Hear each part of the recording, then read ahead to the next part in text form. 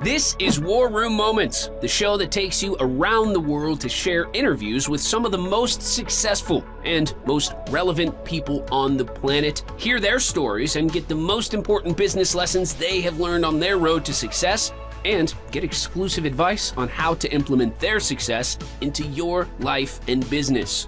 War Room Moments is brought to you by the Strategic Advisor Board. Here's your host, Jason Miller. Hey, welcome to today's episode of War Room Moments. My name is Jason Miller, your podcast host. And today I have a great guest with me today, Mike Steward. Welcome to the show. Glad to have you here, brother. Hey, Jason, glad to spend some time with you, man. I appreciate the invite. Yeah. And I always say at the beginning of every one of these, I'm really horrible at introducing people. So if you could just tell the audience about who you are and what your superpower is. Sure. I'll give you the short version, though. It'll take a while. Mike Steward, I worked primarily the past many years as a business broker and a business coach. And I found those two really go hand to hand. So I've got a company I've started called Vision Fox Business Advisors.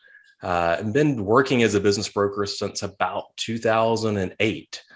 Basically, we help people either buy businesses, sell businesses, or grow their business, depending on where they're at in life. And I know you guys do some great work in the very similar space to SAB when it comes to more of the focus on the coaching parts, but the brokerage piece is what will probably pique most people's interest that are listening on the show today. And, how have you really saw that start to frame out in the brokerage side of things? I hate to say post-pandemic, but I mean, with the boomers going out, the new people coming in, how do you see the buy-sell stuff happening and in the market today? Great question. So still the market's very active. There was a pause during the pandemic, a lot of unknowns. Some businesses were more resilient or more interesting than others. And a lot of the service businesses have proven to be really great business models.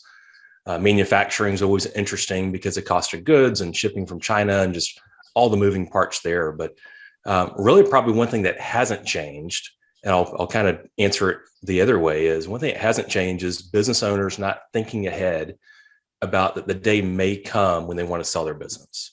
We all get so excited, and I know you've lived in these shoes for a while, just like I had. You get so excited to have a new startup and do something fresh and new, and you have all this enthusiasm, and you wake up and 3, 5, 10 years goes by and you really haven't thought about an exit plan. And to me, that's one thing, unfortunately, hasn't changed a whole lot, is just being prepared to have a business that's marketable. Yeah, for sure. Well, you're kind of in that pulse line of the market. You talk about manufacturing and goods and all these things coming from overseas and so on and so forth. And you're seeing that real time with companies you're trying to sell. Have you seen the supply chain really become a big cause and effect of people wanting to sell? It has. I think so many business owners have been focused on stability, though, the past probably even 12 months is, maybe they had a plan on selling before. Now things have just got even more unique. So probably up until the past maybe 4 or 6 months ago, most business owners have been working on survival mode. And that includes, just a good example, would be like a large manufacturing company who's been very capable over the years. But if you haven't taken a price increase in 4 months, 6 months, you're probably going out of business. And it's so easy to not be focused on some of those smaller things. I know that's part of what you guys help with, is making sure that you're focused on where's the business today, because it's so different today than it was even 3 or 4 months ago. But I'm starting to see a lot of interest, a lot of private equity firms, and they start kind of coming out, looking at big business, looking to invest in it. It shows a lot of confidence in what's going on right now. Yeah, for sure. Yeah, that's like a whole nother like three-headed dragon right there, the whole investors and angel investors. And, we work with several companies that are in that space, and, people think it's easy to, go pitch your stuff and then people will give you money. Well, it's not that easy, right? No, it's That's not. for sure. It's a lot more complicated than that, and I've never really been a guy to like sit down and like write out a business plan necessarily, right? Like the traditional business plan, right? Right. 100 pages of garbage, really. Yep. Most a But lot of them are, a but lot of it is. It's just garbage. But if you don't take the time to do it, you're never going to get there with that angle. I suppose it's kind of like selling, right? You have to.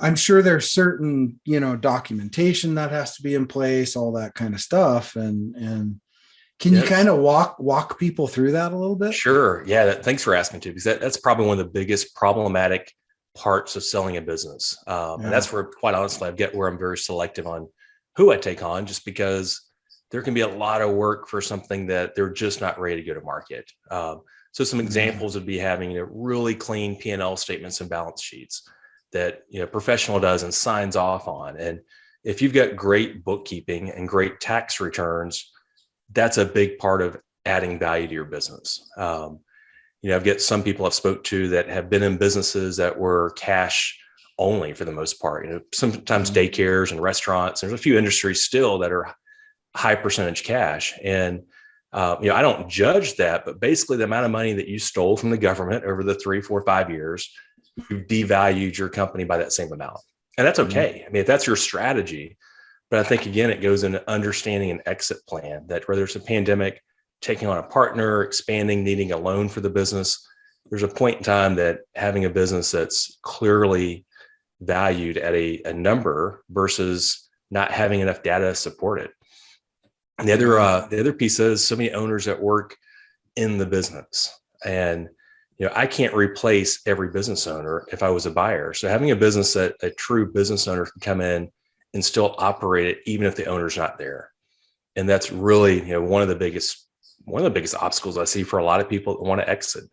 They've been such a big part of the business for so many years and haven't delegated and never truly had the role as a CEO, that when a new owner comes in, it's just almost impossible to replace them. Yeah. Pretty hard to do a left seat, right seat on something where there's nothing documented, right? Yeah, absolutely. And that's not the fun part. I mean, let's face it, most of us business owners enjoy the things we enjoy, and documenting it and having processes and procedures, and that 100-page business plan you talked about. There's not a lot of people that enjoy doing that. So outsourcing that piece of it to be prepared makes a lot of sense. Yeah, for sure. It's like, I know that's a piece that because my wife runs her own PM firm. And she does that very same, just that simple thing for companies, right? Is takes all their stuff and helps them do that full documentation process of their company. And brokers love that. Absolutely. That. They're like, holy crap, you have all this documented. Sweet. They don't see it that often. That's why they get so excited. I can tell you that's I've got a business. I walked into their storeroom and could see how detailed their inventory was, and got just almost giddy because I knew everything else would follow suit, and it did. So it takes either an owner who's very detailed and on top of it, or having a partner that you can outsource to like that. Absolutely. Yeah, for sure. And, I also think that, well, what's your take on this? So, we have all this stuff going on in the marketplace right now where the employees are kind of running the show, and this, that, and the other, the great resignation, all that stuff, right? So we have the boomers going out kind of, quite a bit, right? They're kind of starting to exit on out the door. And now we got this whole Gen X, you and I, we're moving up, right? And we're like stuck partially in between their train of thought, right? So absolutely. Like, we still have those old school thoughts, but we're still fresh enough, like the younger guys coming in. Yeah, right. So it's like, yeah, we can be hip and cool, but probably not if we don't. A little tough, right? little tough, right? No snowflake. That's right. That's right.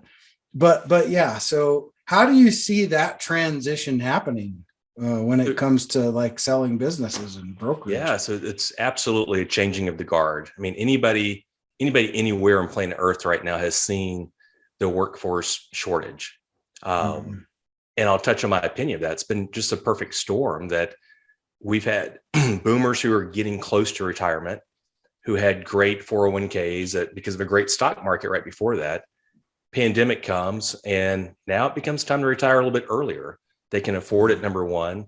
Pandemic creates a lot of unknowns, and they exit the workforce. And for years, we've seen a decline in population where, families are having, I'm a good example. I've got one son where my great grandparents probably had 6 or 8 kids because they had a farm and all these things that needed to take place. So as we have less people available to work, that's definitely shifting how work is being done. Seeing a lot of automation, technology is definitely enjoying that. You're seeing even a higher degree of automation and technology coming into every industry right now. Mm. And I think the consumer is starting to get used to that. I mean, you and I, like you said, we're kind of in between generations. So it's this new world we live in. I find it difficult sometimes. I can't stand to go scan my own groceries. But now I'm starting to get used to that because we're starting to be trained that that's okay. And then business, I think, is starting to follow suit that the consumer is okay with some automation. So what I'm saying is a lot of people who are the boomers getting out of business, the new ones coming in, the new Gen X's are looking at, how can I do automation? How can I outsource? How can I have global employees? And really make the business more relevant in what today's world allows us to operate in. Yeah, especially with today's technology. I mean, you go back, I've always done, Zoom wasn't always around, but before Zoom was Skype, right? Yep, absolutely. And I used to use Skype with clients, just same thing we're doing here, right? Before that. And my philosophy behind that was always, okay, so here's your choice. You can either put me on a plane, pay for my plane ticket, bring me out there for 2 or 3 days, pay for all my meals. I'm going to drink a lot of beer and scotch, and it's going to be really expensive, right? Yeah. Or we can meet here for an hour every week and accomplish the same thing. Bingo. And that's a great example of what I think the transit, you and I have been doing that for a long time, it sounds like, but I think that's becoming more and more acceptable. And I think for a CEO to have the vision and the understanding, regardless of what age they're at or generation, that this is where we're at today. And if you fight it too long, then your business becomes irrelevant. I mean, we still have to have the culture that you want as a business owner, but for a business to survive, it has to be relevant, has to have the right parts in place. And the parts in place today are way different than they were probably 3 or 4 years ago. Yeah. Yeah. Cause I'll tell you, every Monday night I go over to my neighbor's house. He's one of the ex-CEOs of Oracle. And I go over and we watch a sport or whatever, and smoke cigars, drink scotch, and he's an ex-Marine. I'll be there. He's an ex-Marine. I'm an ex-Army guy, right? Or prior Marine or former Marine, they say. Very good. And so we just kind of it's more like fodder talk from 6 o'clock to like 9:30, right? We don't really watch the game necessarily. It's back and forth, but you look at, he's 80, he'll be 81 this year, right? Wow. What a cool opportunity. And to pick that man's brain, number one, is just awesome. Second off, he's got Warren Buffett on speed dial, by the way, which is really cool. Nice. Just to see that on his phone, I'd have to look at it. I've been begging him. Kim, I have 3 questions. I will make it quick. Love it. And but every once in a while we get on this conversation about technology and Zoom and all this stuff. And he's like, yeah, back in my day, we had to actually go out and shake people's hands and talk to them, and sit down and buy them a beer and, can't even do all it this. now. Yes. You can't even do it now. Right. So it's like, look how much that's changed. Right. Some of the most successful people I've seen that have made it to 79, 80, 81, which, you and I are hoping to get there. They've changed over the years. I remember when I had a real estate company, Tom, he was 80 and was my highest educated technology guy. Anything with Apple, he could fix it.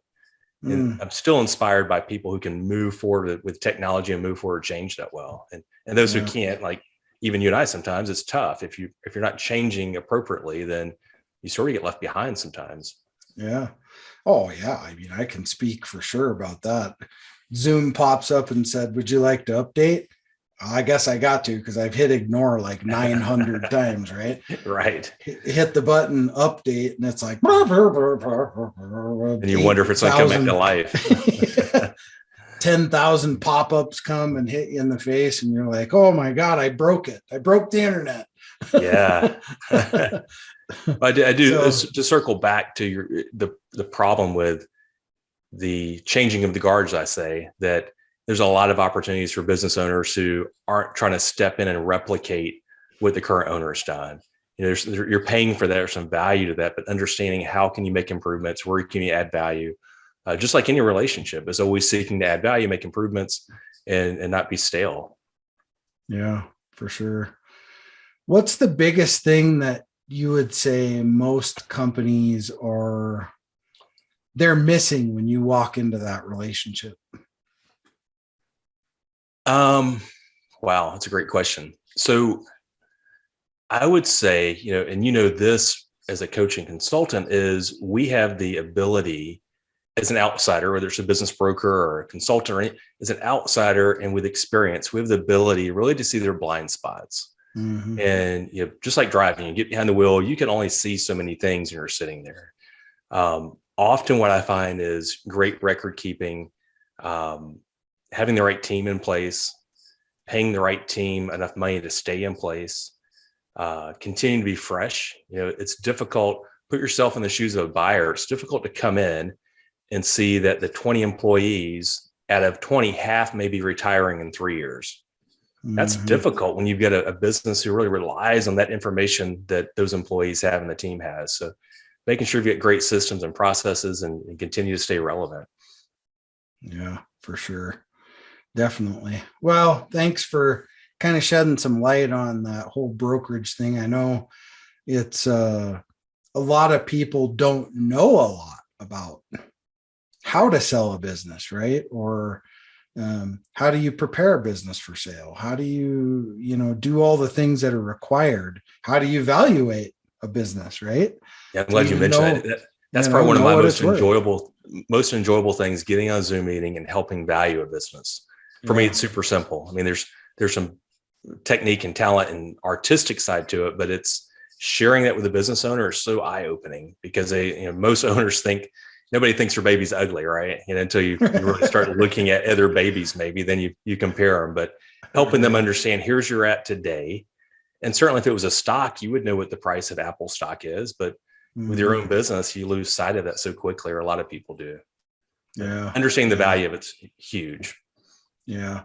Is there a basic formula that most businesses could use to say, well, I make this much revenue, and so this is about what my company's valued at?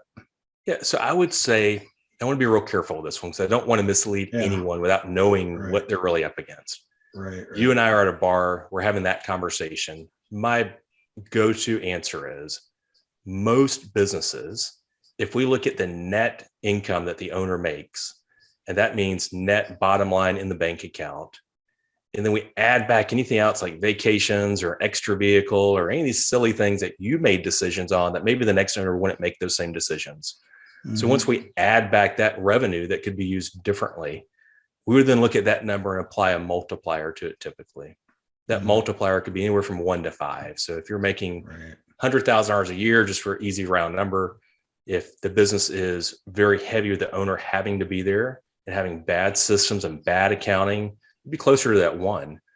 If the owner could walk away and take 3 weeks off or 3 months off, and you've got great process and people in place and in the right industry, that number might be closer to 5. So 5 times that net owner income, discretionary income. Yeah. There's benchmarks I use depending on the industry, depending on the size of the business. If it's a big, heavy business as a large market share, that's great. If there's opportunity for a larger market share, but that's kind of a go-to, just round numbers.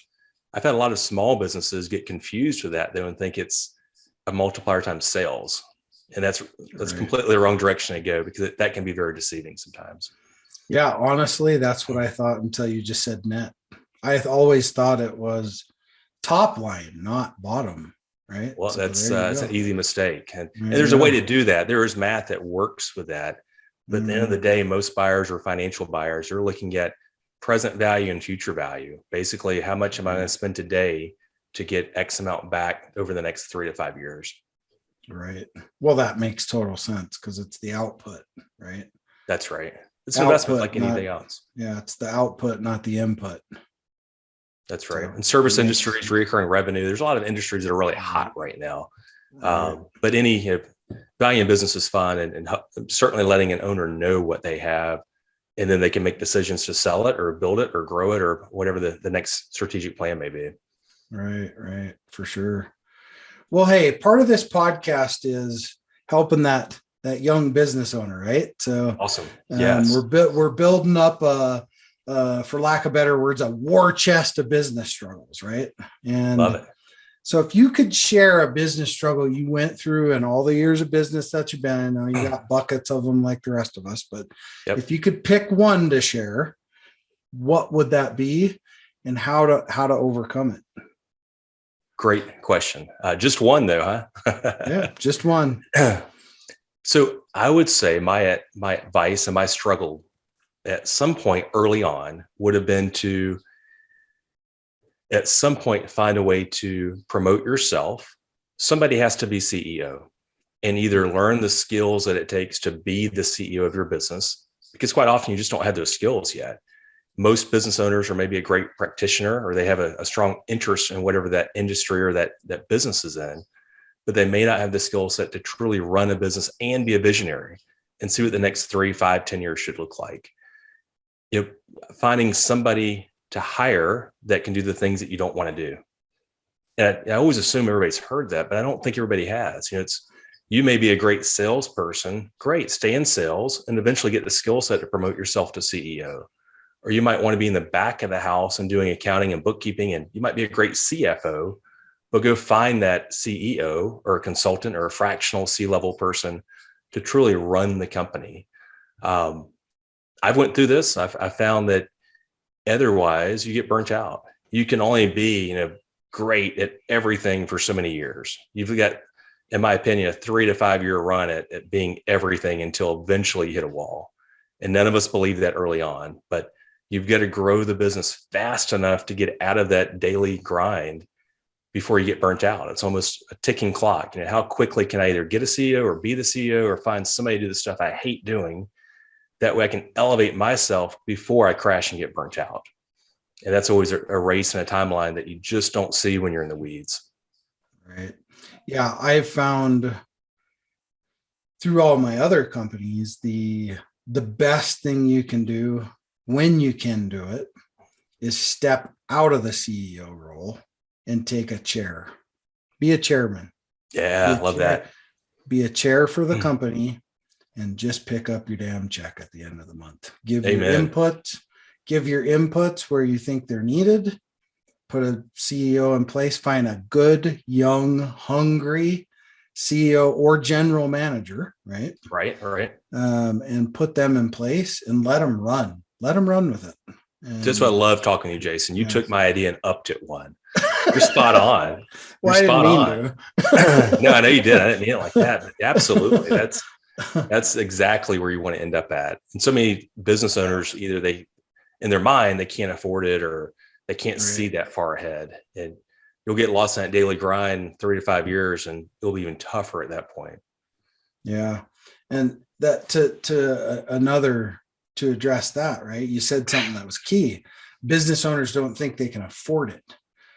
You can afford it, but you're just not creating the ability to afford it because you don't have to. That's right. So when you put somebody there, now you have to afford it. So that will force you to go figure out how to afford it. Yeah, it's amazing. We're all so much more capable than what we perform every day. I mean, think in high school when you had that homework project, if you wait to the very last minute, you get it done. Yeah, we're able to we kind of live in that space of whatever space we have to fill. But Absolutely. That's so easy to end up there, though, isn't it? I know you see a lot of people like that. I've been there myself. So yep. And you circle back to the value of the business. Mm-hmm. You're devaluing your business while you're hustling is 60, 80 hours a week being the business. And then you hit burnout. Now you get a business that's really not even worth anything because nobody else can step in and run it, nor they want to. I mean, buying a job, I don't think should be the goal. For some it is. Right. Yeah. Yeah. Well, I often joke around and I say, I'd rather work 80 hours for myself than 40 hours for somebody else. But I mean, that's true to a point, right? I mean, obviously. Because you know that you won't work 80 hours forever for yourself. You'll find your way to elevate to that board seat. Yeah. Yeah. Right. Exactly. So it's that's a great piece of advice though. And sooner rather than later. And one thing I always say is do everything just in time. Right. So do it just in time.